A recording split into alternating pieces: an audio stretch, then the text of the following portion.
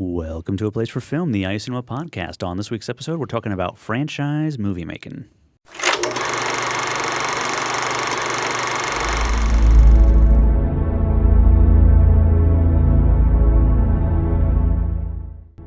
All right. Hello, everyone. Welcome to the show. My name is Andy Hunsucker. And I'm Jason Thompson. And on this week's episode, we're here with Sean Connolly. Hello, everyone. Hollywood's prodigal son. To talk about franchise filmmaking. Where do they get it right? Where do they get it wrong? Where is this taking us? And how can we sort of make the best of it? It's the big summer movie season, Jason. Mm-hmm. A lot of franchise films coming out. So felt like an appropriate time to talk about the whole, because it's almost becoming a genre A little bit. of like the franchise and what decisions do you have to make. Anyways, we'll talk about all that later. Sean, thanks for joining us. Well, let's talk about our main topic, which is franchise filmmaking. And we talked about this a little bit in the Star Trek review, but kind of hit on some of the sort of same ideas that I was wanting to think about here. We're in an era where, you used to make a movie, and if it did really, really, really well, then you'd consider doing another one. Mm-hmm. And I'm thinking about like the 80s. And that doesn't mean if it did really good that you automatically did a sequel. Sure. Now we're in an era where you make this movie hoping that you can justify a sequel. You've probably got the actors signed to contracts for several films just in case. You've probably got the director locked up for another film with your option to get rid of him if you don't like him anymore. You are starting from the premise, this should be a franchise. Right. This should be as many films as we can possibly make. I don't know when this started, Sean. Maybe you can give us a sense of when that started to change. I would think maybe the Lord of the Rings films, when they made all three of them kind of back to back as like one big thing. Maybe that was sort of the idea that like, well, we might as well just make as many of these as we can. Yeah. I don't know when that shift started to happen, but it's been happening over the last 10 years or so. Yeah, because it is, as far as an exact date, I wouldn't be sure as well. But there's some like a degree of generational effect, and even in the studio system itself, where it used to be that a sequel was the terrible thing, right? And that you were derivative and you couldn't come up with any creative product whatsoever if you went for the sequel. And then it turns out the audience remembers the first one and would like to see those people again. Yeah, and so. To me, it started maybe happening in some of the animated. I looked at The Matrix a little bit, but I like where you're at, where Peter Jackson went, look, we're going to do all of these. And that was different, and that I think everything was leaning in that direction, but then it was suddenly like, okay, well now game on, because there's just a number of factors that make it work so well. Number one, the mental real estate. Yeah. It's this writer, Terry Rossio, really likes the term, but it's sort of the audience already knows, and I don't have to sell them anything else. If you're coming from completely out of left field, we're selling the Magician's movie. Sure. What's that, right? Or selling whatever. But he liked to talk about, Da Vinci Code.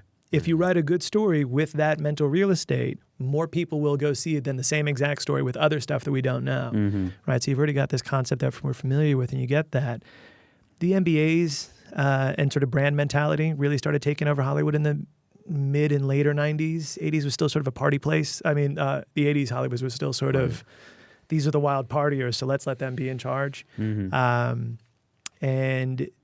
somewhere along the, it's somewhere in the 90s where the Q ratings come in. How much money should this person bring me in if we put them in the lead role? How much money should this person bring in?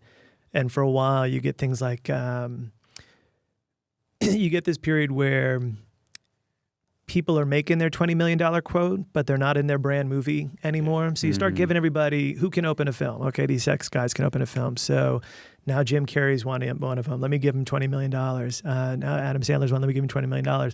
But you find out Jim Carrey doesn't bring in $120 million unless he's in a comedy. Yeah. That's kind of a Jim Carrey comedy. So then the brand people start coming in. Let me match this actor with the brand of movie that they're going to do. And it's all, you're still doing this high concept stuff from the 80s and 90s. And then somewhere along they just start buying properties in the late 90s and early 2000s. And there's sort of this move now. And I think it's things you've already touched on a number of times where they go by something that the audience is familiar with. And we have the terrible movie from last year, Battleship, right? And it's cool and Battleship's a stupid one because it's a word that doesn't really have branding in it anyway. It refers to a battleship. We don't know it's about a game. But when Candyland comes out, Connect 4. Exactly, Connect 4. That'll blow everyone's mind. Yes. But at least with Battleship, I thought they took risks. You know, it's like if you're gonna make a movie about a board game property that doesn't really have a set of, well, I guess it has a set of rules. It doesn't have a personality. It doesn't have a personality. Yeah. They're going to throw aliens into Battleship. Sure. There's no aliens in the board game version. But There is in my house. But in this, it's funny because when you come from those sorts of things, that seemed to happen with Disney, and in particular with Bruckheimer, with Simpson Bruckheimer at the time, right? Where first they made Haunted House with Eddie Murphy, Haunted Mansion. So they were trying to so Disney asked them, can you take our rides and make a movie? And the first one was Haunted Mansion, and it bombed. And then Country Bears, total bomb. But then Pirates of the Caribbean. Sure. And it's Hollywood. Once you legitimize this can be done, now everybody's going to start to kind of jump on this Same bandwagon. thing with the comic book film. Yeah, absolutely. When the comic book the film. first X-Men film comes out, I feel like that was the start of like, oh wow, people will get excited about this. We finally figured out how to do this as a real film. Yeah. Beforehand it was like, well, we can do it as a cartoon maybe, or we could, if it's Richard Donner and Christopher Reeve, we can make if it's the biggest comic book name ever. Right. I mean, I read Michael Uslan's book about Batman, and he got the Batman rights in 1979. No Batman movie till 1989. And that was really the start of it as well. That was another step in the process of like, oh wow, people will come to this if we take it seriously. Yeah, I mean, and that's what's interesting too, is because you've got Superman, you've got Batman, probably the two most popular comic book characters out there. Who's left? Well, X-Men. That's another pretty large property. Spider-Man, that's another one. It's like, take those out. Well, it's like, let's think about the other properties that they had already pretty much played with. Blade. Like, who's going to make a Blade movie? Like, honestly, like, no one's going to be, like, standing in line for the next Blade movie, but they made, 3? Once it does, once you've got once one hits. Daredevil, they did that. It barely made any money, and then it's like, let's make an Elektra movie. Who's Elektra again? Like, so it's just like you have all these hit or misses, but, it's like... There's some nice elements to the superhero story, though, because your first story is inevitably the origin story. Right. And that's just a perfect single hero with a big crisis that overcomes it kind of story. The problem ends up when you're like, well, now that we serialize, is it a sequel? Yeah. Because there's sequel where it's sort of like Matrix 2, you kind of need Matrix 1. I mean, Matrix 2 is terrible, so maybe you don't. Yeah. But although show somebody Matrix 2 that's never seen Matrix, see what happens. Might be great. Do they explode? Right. Yeah. Right, of course. Yeah. But when you get like James Bond, that's more of a serial. Right. Yeah. Mission Impossible, they're kind of a serial. Like, we can keep making those and people can change and it's okay. And we'll still have the concept of a reboot. I just thought it was a brilliant shift because it wasn't how long can we squeeze Harrison Ford as Indiana Jones, so to speak. Well, now that let's talk about reboots because they've established it. That's Amazing neat. Spider-Man. Yeah.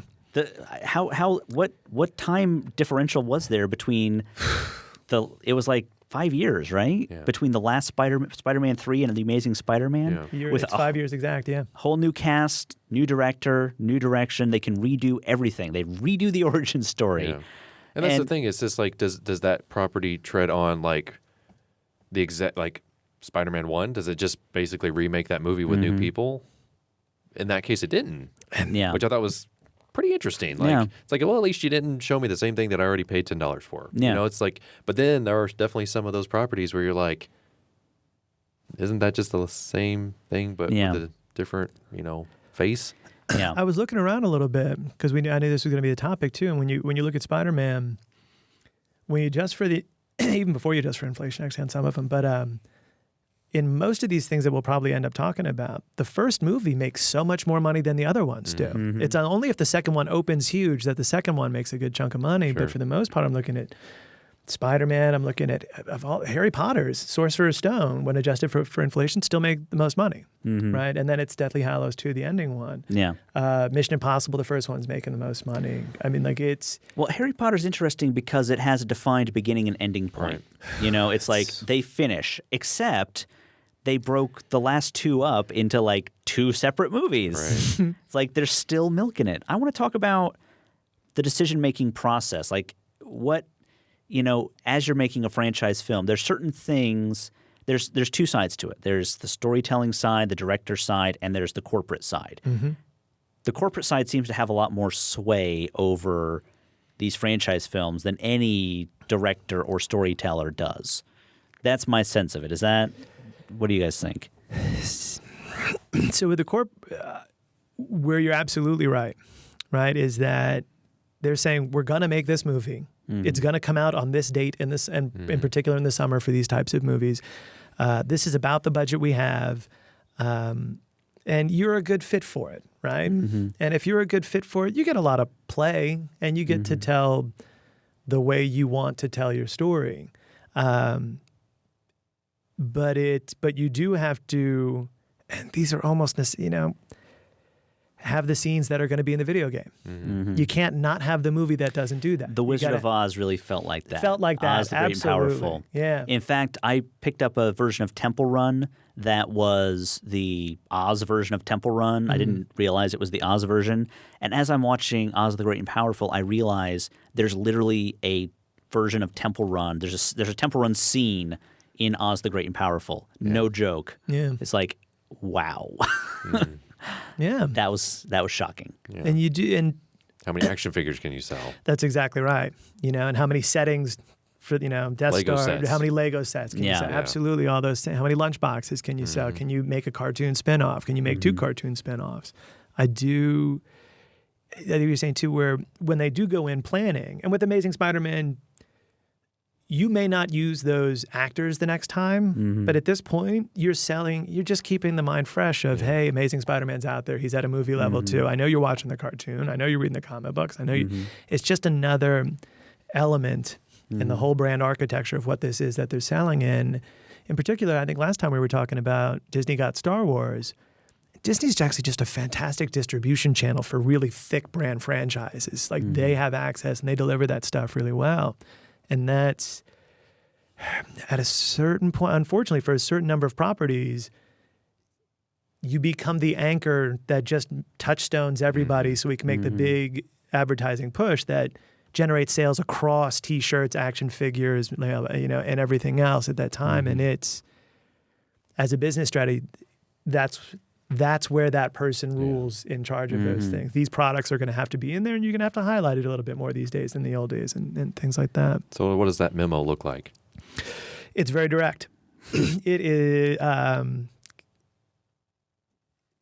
They have been fooled in the past, right? And so the more the lawyers and the MBAs kind of get into it, and these are $100 million films. These are $230 million films. It is their right to want to protect their money, and they're doing it the way that business principles say you protect your money. And a lot of that's by not taking creative risk, right?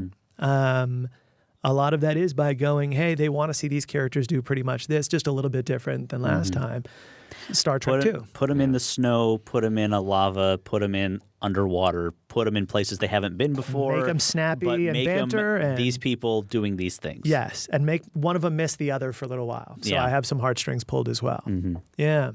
Well, and I feel like the reason I wanted to do this topic was because I felt the Star Trek film that just came out was a bad version of a franchise film. Because, and here's why.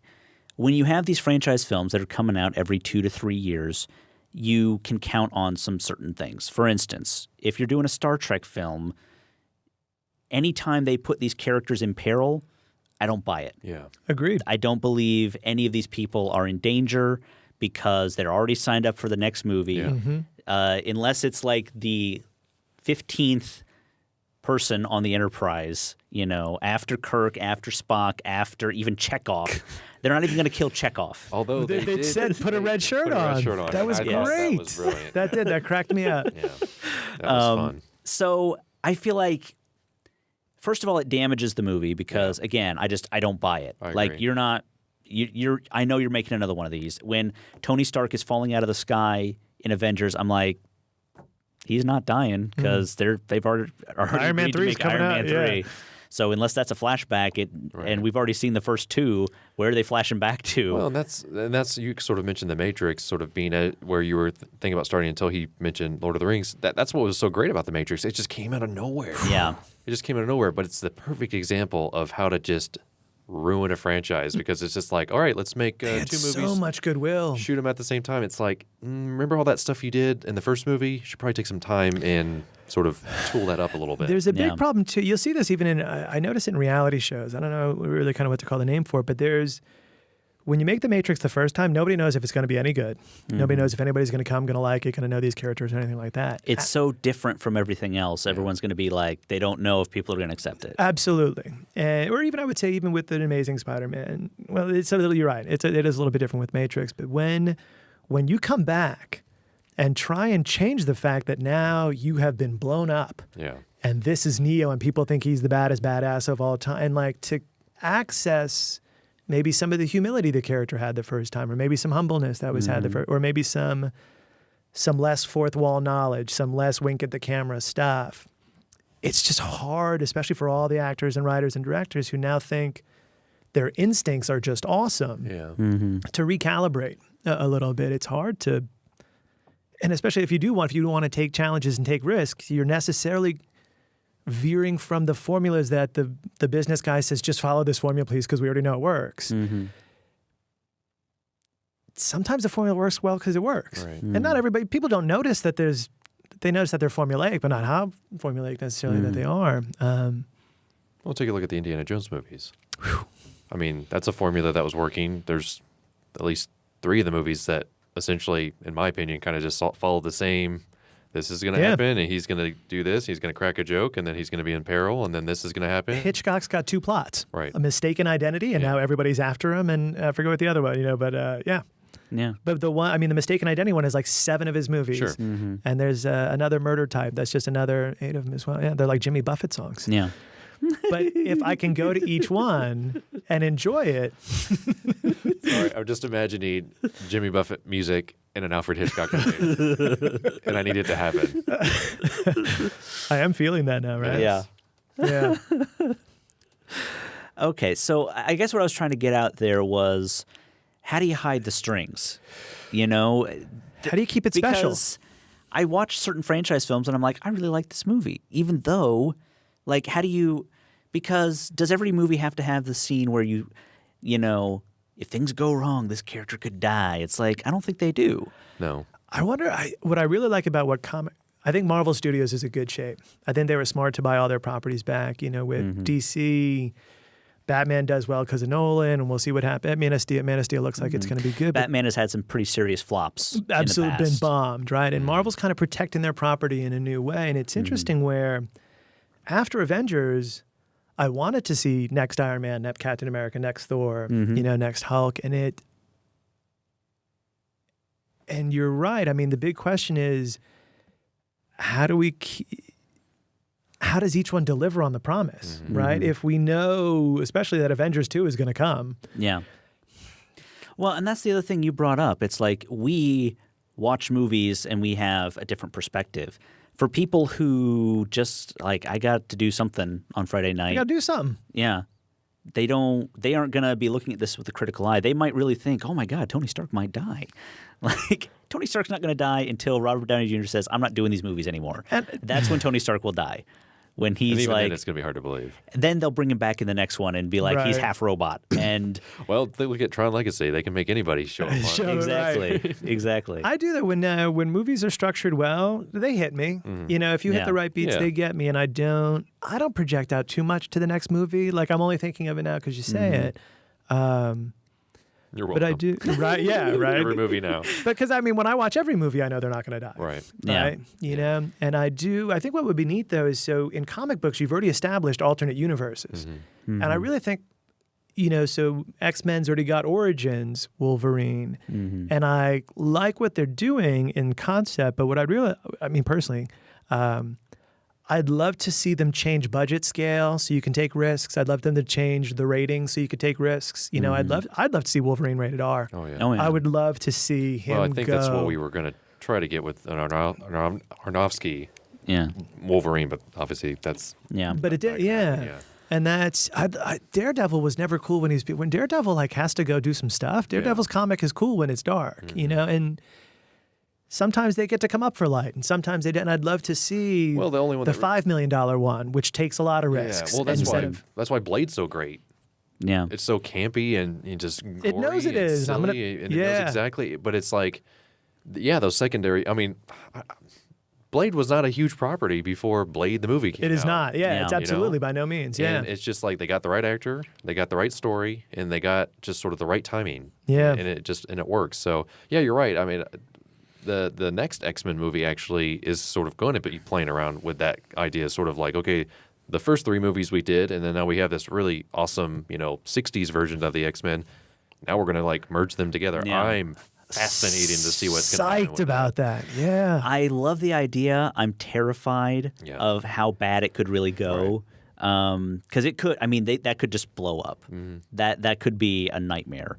That's what I mean, but it also could be really good. But it's a risk. Yeah, it's a risk. That. Excellent. Yeah. I did. And to me, Avengers came together so well. I thought that was masterful. And in the same way that you're right, these two can come together and bomb, I think this pattern's now, it's in place. Mm-hmm. You know, if you're going to spend $150 million on a movie, it's got to blow things up. Someone's got to have superpowers anyway. Yeah. Right? You can't make the romantic comedy about a marriage at $150 million. Yeah. You know, it's not, it's got to have some of these other things that justify that cost. Yeah. And the comic book, I think you went right too. The comic book movie genre just has so much of it. It's, but can you spoil it? Can you waste it? Again, when I kind of look at some of these box office trends, we don't necessarily see them time and time over. And it looks like once we didn't like the one before it, we don't go to the opening of the next one. Yeah. Can you be smarter about it? That's I think the big test of The Hangover 3. I mean, that is not the traditional franchise film. Right. It's not. There's no. And they've got to win back their audience after the second one. The second one was a direct rehash of the first one. Yeah. Exactly the same with slightly tweaked jokes. Different locations for different action figure pace. Yeah. And then that's the thing about The Hangover 3 that makes me not want to see it is like, let's go back to the location where the first one was done. It's like, cool. I'll see you later. Like, I don't have like it's me sitting down and watching Hangover 3 in a theater will be completely dependent on what someone like guys tells me how it is, because I just can't get myself to that point. Sure. So it's like, it's interesting to sort of see when people just check out of these franchise movies. You know, it's like I really honestly wasn't even impressed with the first Hangover movie. I just thought, okay, this was a fun movie, you know. Sort of to get back with The Matrix, it's like, I didn't believe the hype. Like, everyone was like, you got to see The Matrix. And my dad was like, all right, you and your cousin, let's go. Like, he had already seen it, or maybe he'd just heard like glowing reviews. And I sat there and I was just like, right? What? I think that's what the experience everyone had with The Matrix. Again, because it was like nothing else. Mine was happening like 3 weeks after it had come out. Yeah. Like, everyone was like, you got to see this movie. And they like told me that like all this stuff. And I was like, there's no way this stuff happens in a movie. And then I saw it. So it's like, I don't know how I just jumped from Hangover 3 to Matrix, but no. But it's just like, you know. No, but I think you made the really great point, because it's, I mean, the question I think the studio's asking itself is what makes people check out and not go, I'm not seeing the next one, right? Because when I saw The Matrix, I would see Matrix 2 in a second. Oh, yeah. Matrix 3, I had no interest in. Yeah. Right? And if you had just been kinder to giving me not amazing and let's go crazy, just give me those people back and make it hard on them and make it surprising when they win. You know, I might have gone for 3 and 4 and 5, you know, but it's... Well, another thing Matrix Reloaded does this a little bit, if I remember correctly. Pirates of the Caribbean 2 does this as well. The second and third are one movie. They just broke it in half. That's what you Matrix get to the end of you get to the end of Matrix 2, and it's like, come back for the next movie to see what actually happens. Same thing with second Pirates of the Caribbean movie. And I saw the third Pirates of the Caribbean movie, but at a certain point, I think a lot of people were like, well, they cheated me. Yeah. So, and, you know, we kind of briefly mentioned it a little bit with books. I mean, Harry Potter, it's like, obviously, people already know what happens. Yeah. Like, they're not going to deviate from that very often. So it's like, how do you get people to show up to that? Like, that just blows my mind. It's like, why I never read any of the books. And maybe that's why I was just so disinterested in the movies when I watched them. I was just kind of like, all right, this is just a movie. Like, you know, like The Hobbit. It's like they're taking one book and making it into 3 movies. People know what happens. I won't be going to the second Hobbit movie. No interest. Yeah, it's just like, but there's still a built-in audience for that. That just is. It's like, I don't know how people show up knowing everything that's going to happen. It's Yeah. like how They started doing more media research on this, especially because when the Olympics last summer, is Olympics just last summer, right? More people watched when they knew who was already going to win, right? Because we were Sure. not on time. Yeah. We were doing time delay. yeah. And the time before it was like, let's keep it real time so everybody can, not be, so they can live it. so you're watching like soccer at 3 a.m. Absolutely right. Yeah. Yeah. And so more people, you found out that the Americans won in this, in the case. And so you were more likely to watch and you enjoyed it more than the people who did otherwise. So there's a lot to the theory that it's not really the surprise. It's the experience. It's going on. It's going through the experience versus just the surprises. And Well, such. and it's not like, why do we watch? Because we all know who's going to win in Star Trek. We all know at the end of a romantic comedy what's going to happen. It's just a little bit more explicit sometimes. And I guess the argument to what I was saying would be like, well, you watch, Top Gun 1,000 times some fake imaginary number. I guess I already know the story, so it's like I guess that completely deflates my argument. It's just I find it fascinating though. It's just sort of like, is it better to go with something that people know, or is it better to go with something people don't know but will enjoy? Yeah. Like that feels like the bigger risk, obviously. Yeah, well, because Harry Potter was a huge phenomenon, right? And everyone was familiar with it. Even if you hadn't read the books, you knew who Harry Potter was. Iron Man, that's something that I don't know how many. The number of people who read Iron Man comics versus the number of people who read the Harry Potter books. Tiny, yeah. Orders of magnitude smaller for Iron Man. Iron Man that was not that cool as a comic ever. I mean, like it every now and then had like a good thing, but it wasn't there are places that they won't let the character go either. Like you said, it's like Tony Stark is a super alcoholic. Yeah. Like he might be a better alcoholic than a superhero. And, there's no way you're ever going to see that. Although if I, suddenly got the lottery and somehow managed to get the rights to the Iron Man franchise, I would totally pay somebody to make the alcoholic Tony Stark movie because that would be fascinating. But so that's what I want to see. Like, here's the thing: is you can't do that. You can't do it at $150 million, but can't you do it at $20 million? Sure. And just go there, right? And I'm looking for those, because then I can go and my kids and I don't have kids, and the kids and I, we can all go to see X-Men, the PG-13 version, and we can buy all the stuff and we can, here's the action figures and here's the set and whatever. And then secretly Wolverine, the rated R is coming out. They don't advertise it on Saturday morning cartoons. They put it on the webs. They put it somewhere else. And then mom and dad go that day, you know, and it would keep me interested, I think, at least, if they could do some of these things that are outside the bounds of what they've got the money. We expect in a movie. Right. Yeah. I mean, they got the money. It's clearly obvious. But what's interesting about you saying that is like, it's almost like, I mean, it sounds crazy to me that we could spend less money and do a more interesting movie, but we're not going to do that. We're going to spend 20 times the money and make a safe movie. That's what studios are good at making these days. Yeah, so that studios are convinced that they're not making $50 million movies anymore. Like they're up at $80 million and above. Yeah. And since they're going to do that, then yes. What's the video game look like? What are the action figures coming out of this? Where's the board game? Where's the McDonald's tie-in? And of course in these days it's global. Yeah. That's fascinating to me. Yeah. I'm just trying to sort of think of non-action or comedy movies that, like, is there a drama franchise? Like, does that exist? Right. Well, so I go back to serials, right? Did you guys ever see The Thin Man? He was great. Yeah. I mean, I just loved all those, right? But as far as they made two Jakes after Terms of Endearment. Do you remember that? Was it oops, Yeah. I feel like it's television. That's what I would agree. And that's the thing. Well, that's the thing I think I'm circling around here with these films. They've almost become like big budget television serials, like big miniseries, Yeah. You've got the whole Marvel universe is now like one big miniseries. It's like this week it's Hulk. Yeah. And next week it's Captain America. And the week after they all get together and hang out. And then Iron Man comes back. Yeah. And it's like it's just every summer you get to see a couple more episodes of this huge serial. And that's what Marvel is able to accomplish. And they're also doing a TV show. Yeah.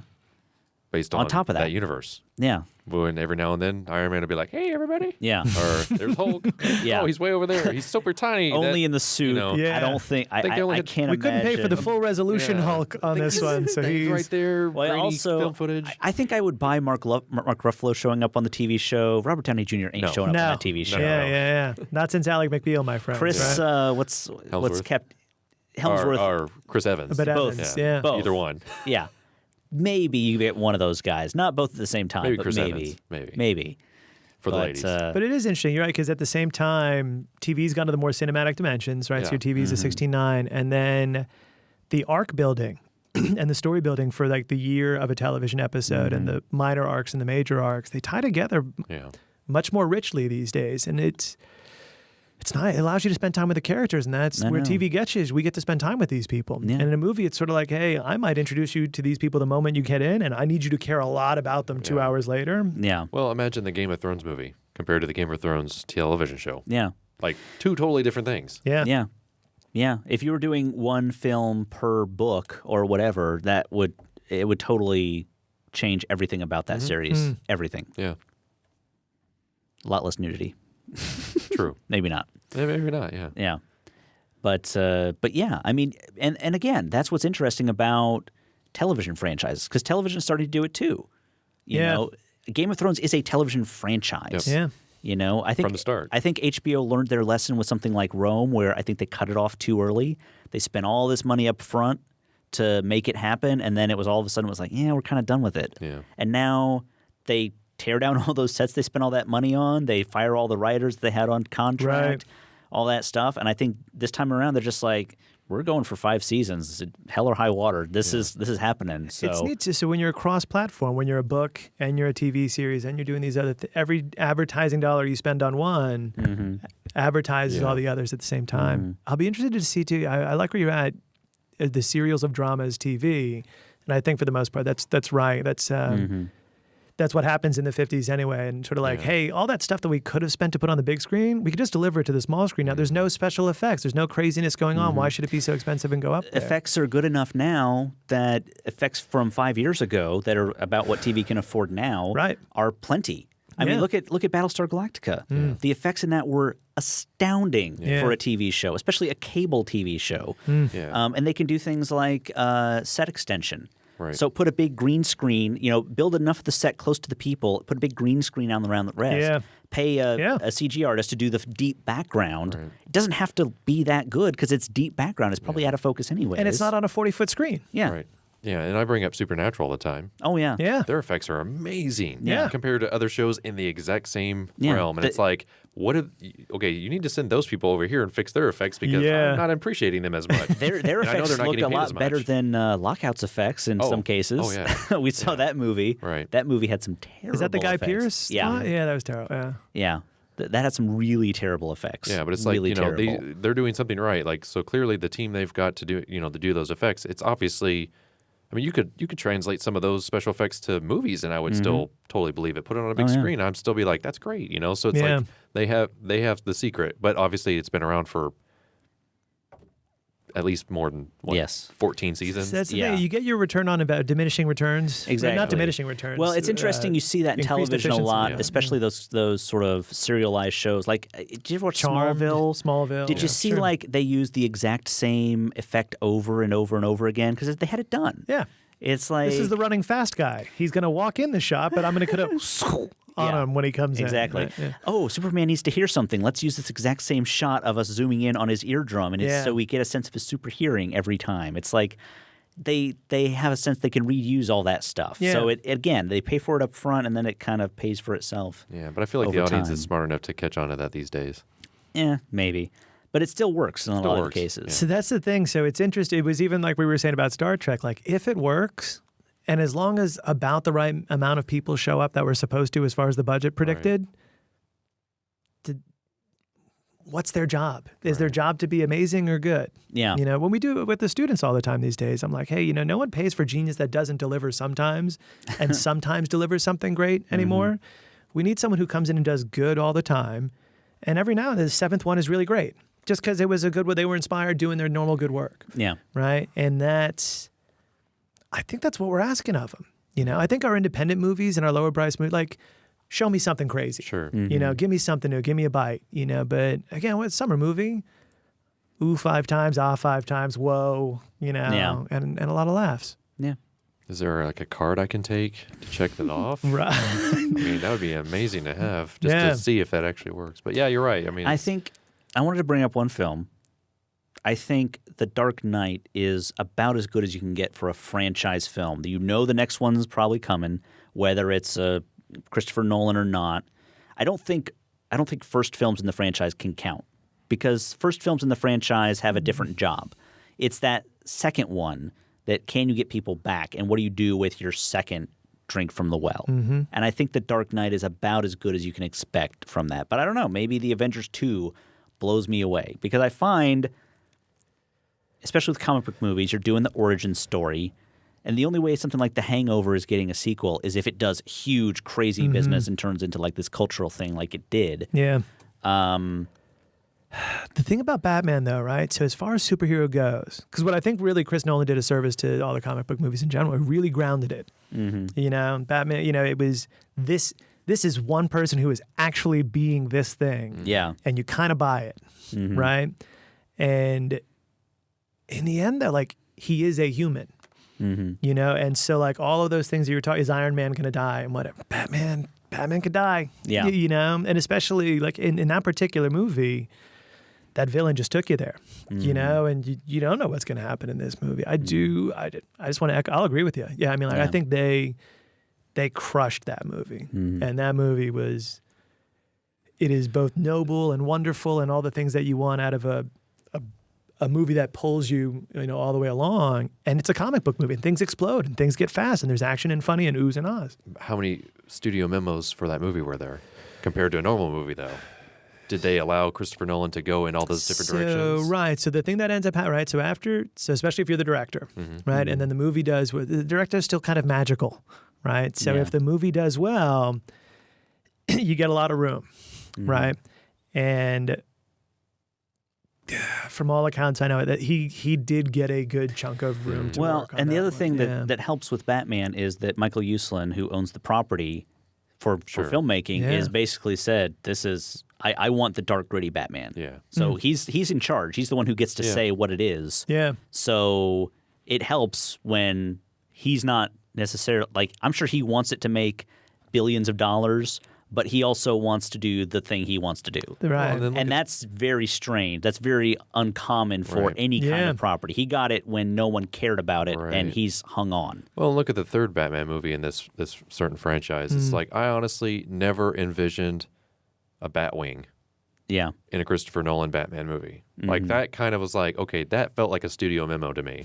Like, we need to make that toy. We need another toy. Could you maybe toss that in there towards the end? Yeah. We'd appreciate that. Like, I just never envisioned it because of how he grounded the series. It's just like, I can see the motorcycle. Like, that is actually a real motorcycle. Like, I know for a fact that's a real motorcycle. I don't see any bat wings flying around right now. Yeah. You know, I see drones. You know, that's, I see drones. you know, like that might be close enough to it, but it's like, I don't see that. So like, I'm curious because maybe that's why I think that's why I was maybe a little bit more disappointed in the third one. It just felt very memo-y. Like, that's my new term now. Let's set go up with that. Yeah, we don't think Christian Bale's going to do a new one, so let's set up a guy that can replace him if we need to. I agree with that. What's neat, I think, again, sort of in that Marvel area, is you're getting cross-pollination, right? So because they're behind the scenes on all of those, even though they're in different studios as well, the same visual effects people are going back and forth, the same producer royal minds are behind it back and forth, the same color palette for goodness and the same color palette for badness and the same thing. They're making them to integrate sometime later and then splinter back out into their individual things. So there's a lot of consistent elements and behind the scenes people, essentially. The visual effects artists from this and the visual effects artists on that one. The visual effects from this one are moving over to the next. And that, relative to what you were kind of saying with the Batman, like they're trying to build the universe where all directors can kind of come in and give you a spin on this, but the visual realm's got to fit within this. It goes back to TV. You hire someone to do the pilot, then everyone has to match the tone, the shape, the look of the pilot. Well, and let's talk about DC. It's like, okay, obviously Marvel did it right. They're doing pretty good. Whereas like you've got this, they've got these 3 Batman movies. You've got Man of Steel, of course, godfathered by Christopher Nolan. You also had a terrible Green Lantern movie, part of, Justice League. You've got all these other, it's like is Christopher Nolan the answer to like start bringing these all together and help us forget about these other things? Do they make another Green Lantern movie in that same universe? They can't get a Wonder Woman thing made. They keep trying to they make had a the TV show. They had the Flash. You know, it's like I'm wondering, is that even relatively possible, or should they honestly just make separate DC movie properties first and then try to make it work? Like I don't know if that Marvel formula is going to work for that. It just seems like DC properties have always just sort of been in that sort of like, we don't know if we can make this happen. But it seems like that's the move they're attempting to make. Like if Man of Steel is a huge hit, when do we see a Justice League movie? But so that's what I mean. So with Warner Brothers, with the DC guys, it's not necessarily, it's sometimes it's Michael Uslan and sometimes it's Chris Nolan and sometimes it's whatever, you know, and I mean, those are both at Warner Brothers, so I'm sure there's some executive consistency. Which helps. Yeah. The but but the producerial mind that Michael Uslan behind the Marvel Studios is behind all of them. Sure. And so when we're looking to integrate them later, hey, I don't need campy Batman. I need gritty Batman. So you can't make campy Batman right now, you know, maybe in 20, you know, and I can't have really grisly, you know, I can't have Guy Gardner Green Lantern. I need Hal Jordan Green Lantern, you know, and you at least get to put those things in place so that when you're making the collective movie, they're all coming together versus you having to wedge all the pieces together. Yeah. I mean, after saying it, I could see it working the other way, but it works so well for Marvel. And they make the Avengers work despite there being no Spider-Man, no Wolverine, which honestly, that's the Avengers movies I want to see. Like, I want to see those two characters along with a few other select ones they already have. Well, does that ever happen? Like, that's... Did you read the Avengers? Come on, man. He is... What? Well, I know. But it's just like, he's obviously around. Right. He's in the Marvel universe. Yeah, they're aware of him. Right. You know? Spider-Man's in the Marvel universe. Yeah. Right. Yeah, I know what you mean. But he's obviously, you know, it's like, is that... Yeah. Well, and that's what's interesting about the Avengers. The Avengers was like a 5-year plan. Right. That was like the culmination of Iron Man. And they were like, we got to make a Thor movie. Who wanted to see a Thor movie? I don't know if anyone was like clamoring for a Thor movie. No. The characters are better on screen, a lot of it, than they were in the comics. Yeah. And Captain America, sure, I guess, maybe, but nobody really showed a lot of interest in that. The Hulk franchise is like back and forth. Keeps flopping. With, you know, so it's like, they were like, no, we're committing. We're going to make all these movies. We're going to exploit all these characters, and we're going to bring them together, and the Avengers is going to be huge. Yeah. And it was. Well, and that's what's interesting about Hulk. You've got 3 different people playing him. Yeah. And he still works in the Avengers. Yeah. It's like when you said that, I thought, oh my gosh, like, I guess it is possible. Like, if, like, okay, well, this awful Green Lantern movie that we made, let's just throw somebody new in Absolutely. there. And they can just make blame it on Ryan Reynolds. The Green Lantern's going to work someday. Yeah. And we'll keep throwing people in there. We're not going to CG the suit anymore. Right. That was the big, right? Yeah. Yeah. I think you could make a Justice League movie work, but you gotta plan ahead. And I don't know if DC can do it because I don't know. But do they have to though? Well, but could they just not literally just like, okay, we've got Batman, we've got Superman. I don't know Let's just start from here and then make a Justice League movie and then branch out from there. But I'm saying I don't know if they even own. Do they even own the rights to all the movies of all that? Because that's what Marvel still doesn't own the rights to Spider-Man, do they? No. Well, I mean, so Sony Columbia's got it, right? But that's what I was. Like they're never that. But even though, I mean, Captain America, Thor, they're not. I mean, what Thor is at Fox, right? And they're not necessarily all at the same studios. Like it took a lot of the behind the scenes work to get everybody to come together for the project. It's essentially Marvel just farming out to the different studios, right? The way it happened, though, the studios had them first. Marvel bought everybody back, right? And then so you were still kind of shepherded at the particular studios, and then those deals haven't necessarily expired. Okay. Mm-hmm. They would like the full control of everybody, but they don't have it right now. Mm-hmm. Which I don't know. I mean, you're getting different money sources for properties from different studios. Why not just keep doing that? And they're also, too, I mean, what studio wouldn't listen to Marvel at the moment? Right. They got the Avengers, Iron Man 3, they got Thor. You know, like, hey, you're coming in. You know exactly what to do and how to do it. Studios are just banks. They're banks and distribution channels anyway. And is it smart to invest $150 million in it? And to be honest, they're going to have to invest $150 million in something. Yeah. Well, should we go with a movie nobody's ever heard of, or should we go with these comic book guys that already have an audience somewhere? Yeah. And we're thinking Marvel. We're not we're having a hard time thinking about who the studio was for a particular movie. Isn't that great? But we're immediately knowing that it's Marvel. It's like that's That's brilliant. what. Do you know what Universal movies are? Do you know which Fox movies are? Do you know? Yeah. But Marvel, that's really something else. It's really, and it's such a brand element in the way that you want in a modern business culture right now. Yeah. Okay. Well, we're about to talk into the midnight hours, so we better wrap it up. Thank you, Sean, for coming. It's always a fascinating conversation. Thank you, guys. Thanks again, man. I'm sure we could talk about this again for another 2 hours, but I might already have to cut like an hour out of this episode. If this episode ends up being 50 minutes long, you'll know you missed so much. It was good. Yeah. It was a fun time. Yeah. But all right, we'll get out of here. Thank you, Sean, again for joining us. Thank you. I'm Andy. And I'm Jason. This has been, and always will be, A Place for Film. A Place for Film is recorded at WFIU Studios in Bloomington, Indiana.